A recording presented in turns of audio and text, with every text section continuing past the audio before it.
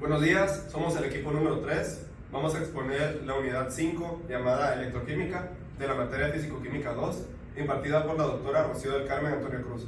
Los integrantes del equipo son Leslie Monserrat Pérez Morales, Nancy Abigail Hernández Pérez, Berenice Priego Gómez, José Esteban Márquez García, Emily del Carmen Ocampo González, José David Uribe Manzano y su servidor Carlos Purecosay. Buenos días. En esta introducción a la electroquímica exploraremos tanto los principios teóricos como las aplicaciones prácticas que hacen que este campo sea esencial en nuestra sociedad moderna.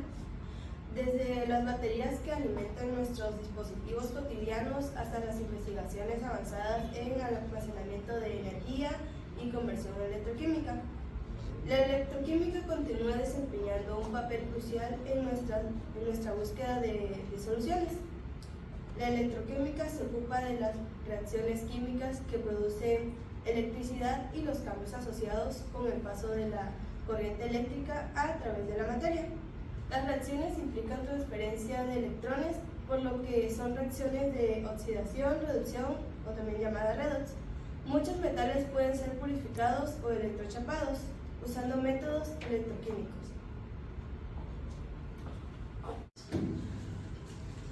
A continuación tenemos el tema 5.1, que son los conceptos básicos de electroquímica.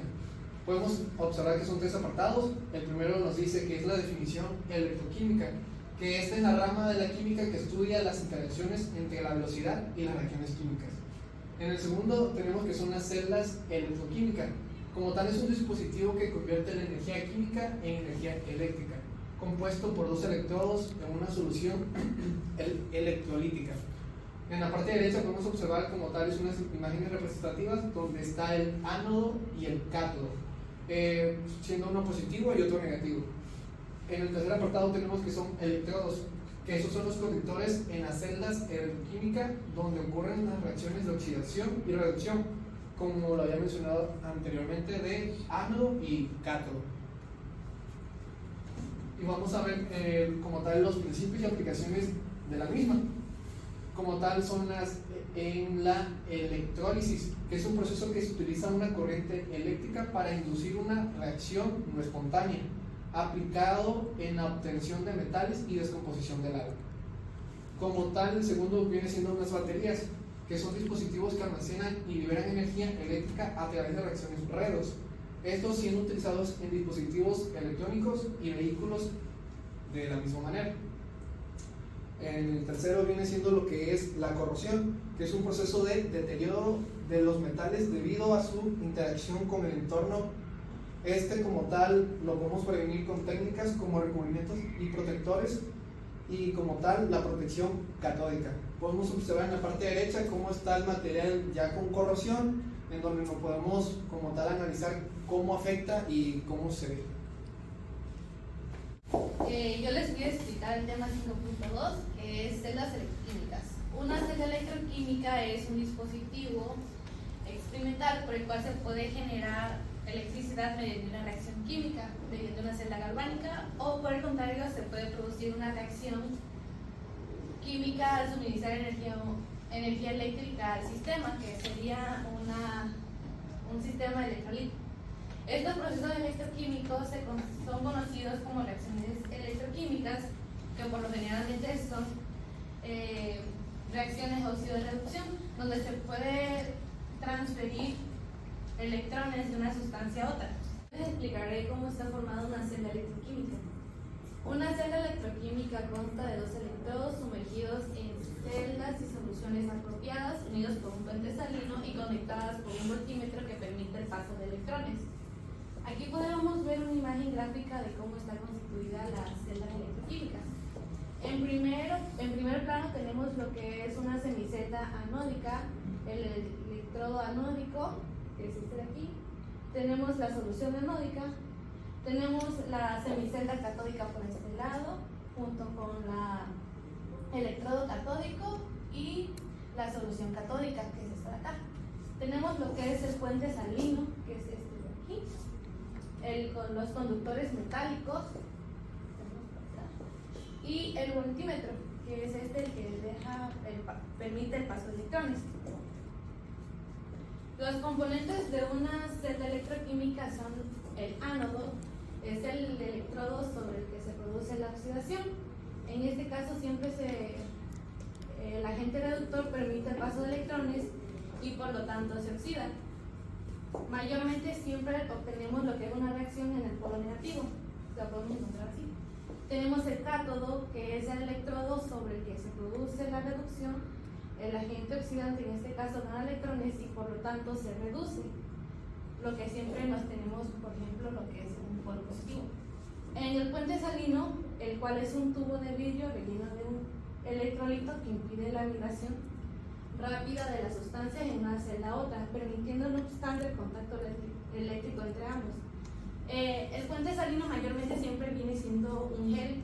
En este caso tenemos cloruro de potasio en el ejemplo de esta reacción. Aquí tenemos lo que son las reacciones de oxidación, que es aquí en este lado del ánodo, y del otro lado del cátodo tenemos pues lo que es la reacción de reducción. ¿Sí? Los tipos de celdas. Tenemos dos tipos de celdas electroquímicas, que son las celdas galvánicas y las celdas electrolíticas. En el caso de las celdas galvánicas, en ellas se permite obtener energía eléctrica a partir de un proceso químico. Y como segundo tenemos que en ella la reacción química se produce de modo espontáneo. Y también son llamadas pilas voltaicas o baterías. Mientras las celdas electrolíticas, la reducción no se da de forma espontánea y no se obtiene energía eléctrica. En la aplicación de una fuente de energía externa produce lo que es una reacción química. O sea, que en una se genera la reacción para obtener energía y en la otra se le aplica energía para obtener la reacción. Ahora les explicaré cómo circula la corriente en una celda electroquímica. Bueno, la electricidad se transporta en una celda a través de tres mecanismos. En el primero, o en uno de los tres mecanismos, se basa en la conducción por electrones en el electrodo. En el segundo mecanismo es mediante conducción iónica, en el cual los cationes, que son cargas positivas, y los aniones, que son cargas negativas, se transportan en electricidad por medio de la celda. Y en el tercer mecanismo es por medio del acoplamiento de la conducción iónica en la disolución en una conducción de electrones en los electrodos, lo cual hace que son las reacciones de óxido de reducción que se producen. ¿Cuál es la fuente de poder en una celda? La corriente de electrones fluye en el ánodo, del ánodo al cátodo, porque hay una diferencia de energía potencial entre los dos electrodos. El potencial de una celda o fuerza electromotriz, Fein, que produce el reflejado en la bolímetra, se obtiene de la siguiente manera, en el cual la ecuación nos dice que el Fein de la pila es igual al Fein del cátodo menos el ánodo. El potencial de una celda depende de varias variables, en el cual serían la naturaleza de los electrodos, la naturaleza de los iones, la concentración en dichas sustancias y pues de la temperatura. Bueno, les hablaré igual sobre la ecuación de NER, que esta es una ecuación muy importante porque se utiliza para calcular el potencial de reducción de un electrodo cuando no están en las condiciones estándar. En ella podemos ver que nos dice que la diferencia del potencial en el equilibrio es igual al cociente de la constante de los gases ideales R por la temperatura absoluta sobre la carga electrónica del ion considerado por la constante de Faraday, que esto multiplica al logaritmo del cociente de las concentraciones iónicas, que en este caso sería X2 sobre X1. Y este es un ejercicio, el cual nos dice y nos pide calcular el potencial de una celda a condiciones estándar cuando tenemos oro sólido sobre oro cation 3, que multiplica 0.01 concentración sobre F2, que está a una de presión de 2 atmósferas, sobre a un cation de 1 cuando está a una concentración de 0.01. Nos pide que calculemos la reacción anódica y la reacción catódica, que las hacemos aquí tal cual. Y tenemos el FEN, que nos da de menos 1.5 voltios, y el segundo nos da 2.78 en lo que es la reacción catódica.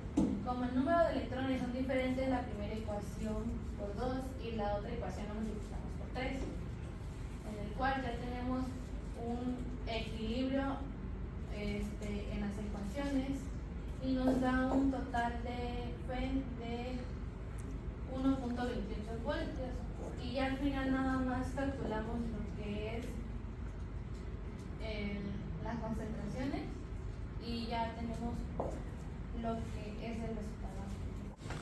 Buenos días, yo les voy a presentar el subtema 5.3, potenciales de electrodo.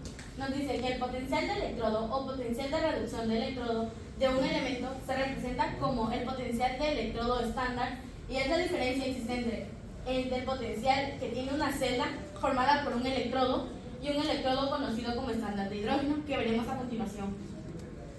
Bueno, aquí tenemos el electrodo estándar de hidrógeno, también por sus siglas en inglés SHE. Cuando la actividad llevada a cabo por los iones que participan en el proceso es de 1 mol sobre litro a una presión de 1 atmósfera y con una temperatura de 25 grados Celsius o 298 grados Kelvin, el potencial de electrodo normal se suele representar con la letra potencial de estándar, midiéndose en voltios, siguiendo el sistema internacional de unidades. A continuación veremos un problema. Bueno, a continuación les presentaré un ejercicio sobre este subtema. El ejercicio nos dice, ¿cuál es el potencial estándar de la celda galvánica mostrada en la figura 17.3? Bueno, que se puede ver aquí a continuación. Dice, la figura 17.3 muestra una celda galvánica basada en la reacción espontánea entre iones de cobre y plata, como se puede ver en la figura. Bueno, a continuación se mostrará la solución del ejercicio.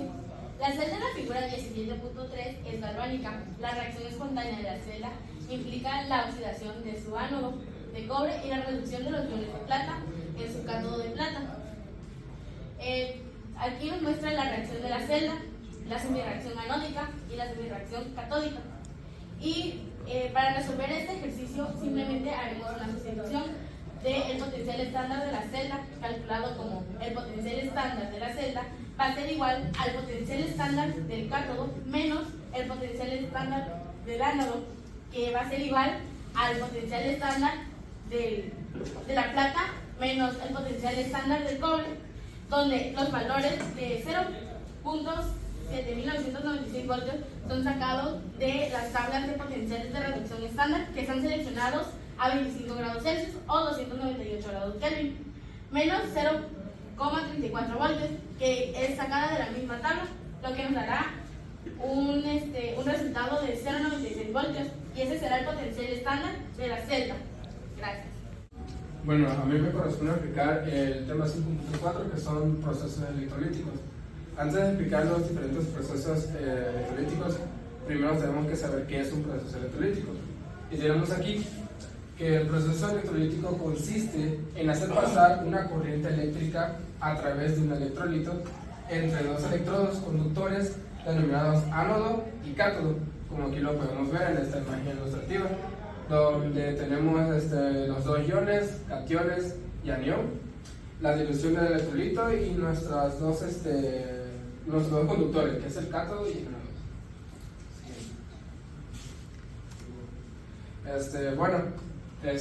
Primero está la electrolisis del agua, ¿no? En un recipiente que contiene agua con un electrolito disuelto se introducen dos electrodos inertes conectados a una fuente de corriente continua. Se producirá la transformación electrolítica del agua o se va a descomponer en hidrógeno y oxígeno. También tenemos la electrolisis de sales fundidas. En esta nos dice que si un recipiente que contiene cloruro de sodio fundido se introducen dos electrodos inertes unidos a los dos polos de una pila de voltaje, los aniones de cloro son atraídos por el ánodo y se oxidan en cloro molecular. Y bueno, aquí vamos a ver un ejercicio acerca de un proceso electrolítico que nos dice: se realiza la electrólisis de una disolución de tricloruro de hierro haciendo pasar una corriente de 10 amperes durante 3 horas. Entonces lo que nos pide es calcular la cantidad de hierro depositado en el cátodo. Entonces sabemos que la masa atómica de hierro es de 58 gramos mol. Tenemos que el tricloruro en disolución estará disociado en 3 moléculas de cloro y una de hierro. La reducción que tendrá lugar en el cátodo será de hierro más 3 electrones. Entonces, hacen falta 3 moles de electrones para que se deposite un mol de hierro, es decir, 3 Faraday, porque un mol de electrón son 96.500 columbios, ¿no? Ahora, lo primero que tenemos que hacer es aplicar la ley de Faraday, donde tenemos la intensidad, que sería el 10 amperes, tenemos el tiempo, que son horas, y esas las tenemos que pasar a segundos, y tenemos el número de electrones, que son 3.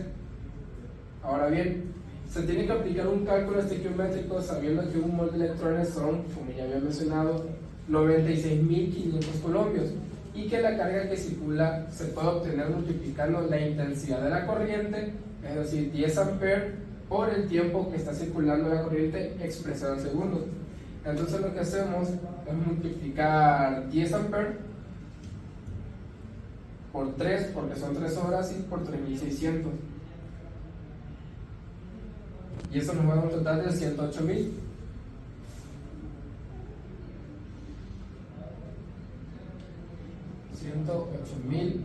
Amperes por segundo, y eso es una unidad de Coulomb. Ahora, sabemos que estos 3 electrones se multiplican por la constante de Faraday, que es 96.500, y eso nos da un total de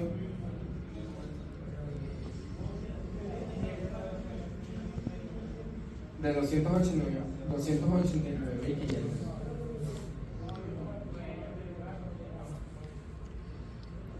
Y eso será para 55 gramos de hierro.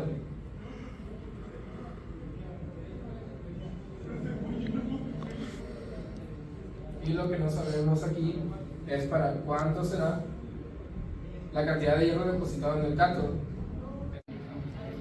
Y bueno, lo que se tiene que hacer aquí es una regla de 3, donde aquí se multiplica, 3 son de los 3 electrones de aquí, y se multiplican por la constante de Faraday, que son 96.500, que es a lo que equivale a un mol de electrón, y estos son para 55 gramos de hierro.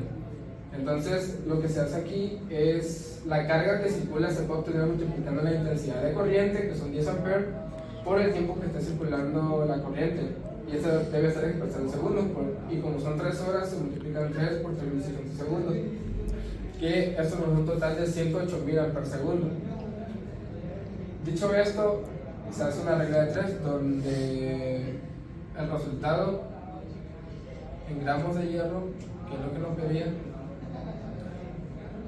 en gramos de hierro, nos va a dar un total de 20.51 gramos.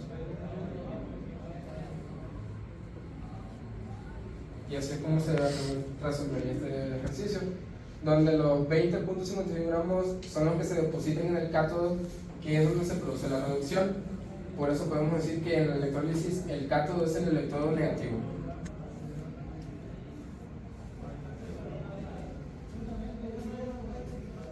Yo voy a presentar el tema 5.5, que es corrosión. Y la corrosión en lo que son los metales que están expuestos a un medio corrosivo, o se vinculan también entre ellos, o por medio de vinculaciones de lo que es un electrolito, o ataque químico, dependiendo también los factores en lo que varía ese tipo de corrosión. Por definición tenemos que es el deterioro de un material o sus propiedades debido a una reacción no deseada con el medio en que se encuentra y se origina por una reacción electroquímica. Siempre para lo que es una celda de corrosión se tiene que dar la condición que exista 4 elementos, que en este caso son el ánodo, zona anódica, el catódica, que son zona de cátodos, vinculación eléctrica, que es el paso metálico, el electrolito, y ya que tengamos estos 4 componentes activos, voy a tener lo que es la celda de corrosión. Cuando yo tenga ya la celda de corrosión, lo que va a ocurrir es que siempre en la zona anódica, que es esta parte de aquí, siempre va a perder lo que son electrones. Y lo que se sacrifica en este caso es la zona catódica, que es esta parte de aquí. Y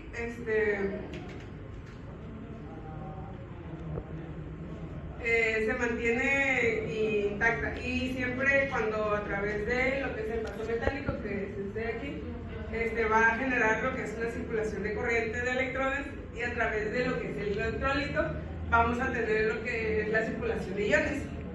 La siguiente, por favor. Bueno, en este caso los componentes activos crean lo que es la corrosión, y la zona anódica siempre va a proteger la catódica en el paso de circulación de corriente de electrones, y en el electrolito siempre circulan lo que son los iones. Aquí tenemos lo que es un ejemplo del proceso de corrosión, y en la imagen tenemos lo que es un electrolito, que en este caso es el agua, y el aire, que son sus alrededores. Tenemos dos secciones, la anódica de este lado y la catódica. En la anódica ocurre lo que es el proceso de oxidación, que es la pérdida de electrones, y en la catódica tenemos el proceso de reducción, que es donde se ganan electrones. Por el fenómeno de no se puede ocurrir sin lo que es un electrolito que provea reactantes para la formación de lo que son los productos corrosivos y permita pues lo que es el flujo de electrones. En este caso tenemos como un electrolito en lo que es el agua, dando lugar así a la corrosión. Y esto sería el proceso de reducción. La siguiente, por favor. Aquí tenemos un ejercicio que el ejercicio nos dice: un tanque cilíndrico de acero suave que es bajo en carbono de 1 metro de altura y 50 centímetros de diámetro contiene agua aireada hasta el nivel de 60 centímetros y muestra lo que es una pérdida de peso debido a la corrosión de 304 gramos al cabo de las 2 semanas. Y calculemos lo que es la corriente de corrosión. Aquí tenemos lo que es la ley de Faraday, que sería que la I es corriente de amperios, W pérdida de peso de las especies electroactivas, la M pues es el peso molecular, N el número de electrones involucrados, tiempo en segundos, y tenemos pues la constante de Faraday. Aquí tenemos de este lado pues los datos que nos da el ejercicio. Y siguiente, por favor. Lo único que tenemos que hacer aquí, o que necesitamos, es el tiempo, porque ya tenemos todos los datos. Entonces nada más necesitamos sacar el tiempo en semanas, porque para esta fórmula necesitamos los tiempos en segundos. Y tenemos que pues 6 semanas multiplicado por 7 días, que es una semana, por 24 horas, que es un día, por 3.600 segundos, que es una hora. Y esto nos da un resultado de 3.63 por 10 a las 6 segundos. Ya sustituyendo así lo que es nuestra ley de Faraday, nos da como resultado 0.289 amperios de corrosión. Y sería todo. Bueno, yo les voy a hablar sobre la protección catódica. ¿Qué es? La protección catódica es un método para prevenir la corrosión de ciertos metales, como por ejemplo el acero, que puede ocurrir cuando están enterrados o sumergidos en el agua. En lugar de dejar que el metal se corroa, se utiliza un metal más sacrificable, como el caso del zinc, que se conecta eléctricamente al metal que se quiere proteger. Este metal sacrificado se corroerá en lugar del metal principal, protegiéndolo de los efectos dañinos de la corrosión. Es como tener por ejemplo, un héroe que toma los golpes en lugar del metal importante. Este proceso se basa en principios electroquímicos y ayuda a prolongar la vida útil de las estructuras metálicas. Ahora hablemos un poco del funcionamiento de este. Hay dos tipos de enfoques principales: la protección catódica galvánica y la protección catódica impresa. Hablando de la protección catódica galvánica, se utiliza un metal más activo, como el caso del zinc o el aluminio, que es más propenso a corroerse que el metal que se desea proteger, como el acero, y se coloca el metal más activo en contacto eléctrico con el metal que se protegerá. Ponle pausa. Cuando ambos metales están en un entorno corrosivo, como el suelo húmedo o el agua, el metal más activo se corroerá en lugar del metal principal. Ahora, hablando de la protección catódica, como podemos ver en la imagen impresa, Se utiliza una fuente de corriente externa para suministrar electrones al metal que se desea proteger. Se instalan ánodos conectados a esta fuente de corriente y se colocan en el entorno corrosivo cerca del metal a proteger. Los ánodos emiten electrones convirtiendo el metal a proteger en un cátodo, lo que reduce su tendencia a corroerse, como podemos ver en la imagen. Explicando un poco la imagen, podemos ver el electrodo de referencia que es de plata con el ánodo que es en este caso de aluminio con una fuente de energía. Los sistemas de protección catódica de corriente impresa, como en este caso, utilizan energía eléctrica proporcionada por una fuente de alimentación externa de corriente continua, en este caso regulada a través de un panel de control. El panel de control regula la corriente necesaria para polarizar la superficie a proteger. Hablando de las aplicaciones, podemos encontrar que la protección catódica se utiliza en diversas industrias, como por ejemplo la industria del petróleo y del gas. En este caso, en la industria del petróleo y del gas podemos encontrarla en las tuberías que están en las plataformas offshore o en los pozos petroleros, donde estos tubos, estos metales se someten a la humedad del agua. También las podemos encontrar en la infraestructura del agua. En este caso, la protección de tuberías enterradas y estructuras metálicas utilizadas en sistemas de distribución de agua potable, también como protección de tanques de almacenamiento de agua. Otra de las aplicaciones es en la industria marina. En este caso es protección de cascos de barcos y otras estructuras marinas, también protección de pilotes y plataformas marinas. Por último, en la industria química tenemos protección de equipos y tuberías en plantas químicas donde hay exposición, en este caso también a sustancias corrosivas. Como siguiente punto, el ejercicio de la protección catódica. El ejercicio nos dice, una chapa de acero de 100 milímetros por 200 milímetros por 2 milímetros presenta en un ensayo de corrosión por inmersión durante 3 meses en agua de mar una pérdida de peso de 6.45 gramos. La corrosión es generalizada y tiene lugar por ambas caras. Nos piden determinar su resistencia a la corrosión expresada en milímetros penetración por año. Y en este caso también debemos de considerar la densidad del acero, que es de 7.81 gramos por centímetro cúbico. La solución a este problema nos dice, la chapa experimenta una pérdida de peso uniforme de 6.45 gramos en los 3 meses. Así que tenemos que considerar la superficie total expuesta despreciando el espesor de esta. Podemos ver en la fórmula de la superficie total, nos dice que son 2 caras. Estas 2 caras son 100 milímetros por 200 milímetros, que nos da un total de 40.000 milímetros cuadrados. Convirtiéndolo a centímetros cuadrados son 400 centímetros cuadrados.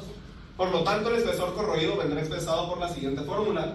El espesor corroído va a ser igual al peso sobre la superficie que acabamos de calcular por la densidad del compuesto.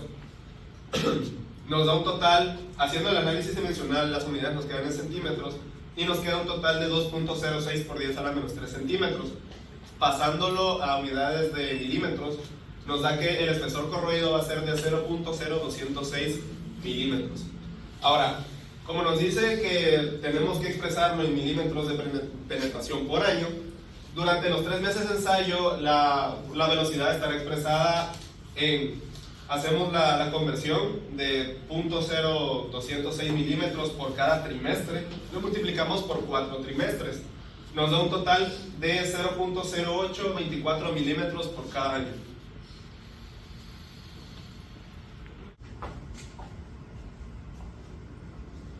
En conclusión, la electroquímica desempeña un papel fundamental en diversas aplicaciones, desde las celdas electroquímicas utilizadas en las baterías y pilas hasta la electroquímica aplicada en la síntesis de productos químicos y la detección de analitos.